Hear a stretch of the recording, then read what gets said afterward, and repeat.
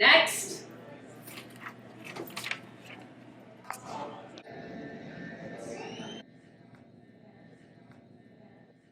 May I help you? I need to renew my driver's license.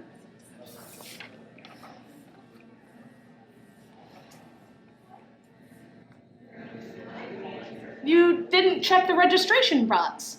Did you not want to register to vote? Oh, I didn't know you could do that. Of course you can register to vote at the DMV. I mean, it didn't always used to be this way. The year was 1993. Wait, what are you looking at? I'm having a flashback. Just go with it. Up next on C-SPAN, Senator Mitch McConnell on H.R. 2. Well, Madam President, this bill amounts to auto fraud. President Bush vetoed this bill last Congress, and I'm aware the House just recently passed H.R. 2. President Clinton said he will sign, but clearly, this bill is only meant to benefit the Democrats, and is an unfunded mandate to the states. I am strongly against this bill, even though my colleague from the great state of Kentucky is in support.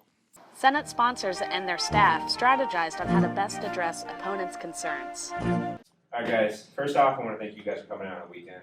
You know how important this bill is going to be.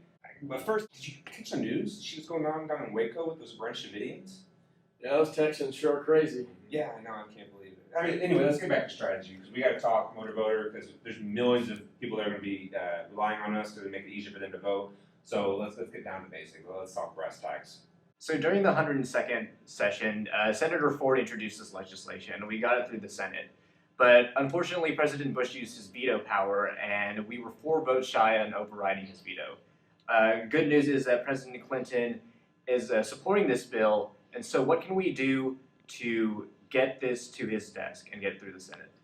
So from the staffers that I've spoken to who work for key Republican senators who we need to switch to our side in order to get cloture, a big sticking point for them is the requirement to offer voter registration at public service stations. And what are their concerns with that? So essentially with that, they're worried that we'll be forcing people who receive public assistance to essentially coercing them to vote, or to register to vote, when in reality all that they might want to do is receive public assistance. So do you think Republicans will get on board if we put that in or take that out? I think if we make this compromise and take out the requirement to offer registration at public aid stations, I think we can, gather some more support that we need to hit those 60 votes. And I think we can switch a few Republican senators' minds for sure.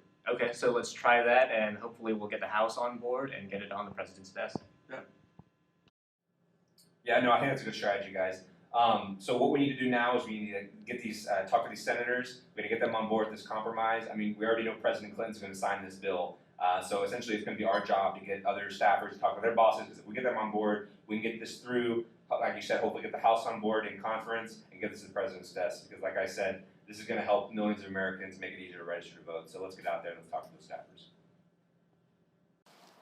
Once compromises related to federal aid were reached, motor voter supporters were able to pass H.R. 2 62-37. After conference committee, all the bill needed was President Clinton's signature. This legislation is going to register millions and millions of Americans, making voting registration easier and more accessible. I want to thank the bipartisan efforts of members of Congress, for they have put their political differences aside for the American voter. I'm going to use this pen here. Oh, it's not working? Let's try this one. Or maybe this one. I already used this one. So you see, when President Clinton was elected, it shifted the whole gridlock zone over here, freeing up this area of policy and moving it to the left. So did you want to register to vote? I don't believe in voting. I just came to get my driver's license.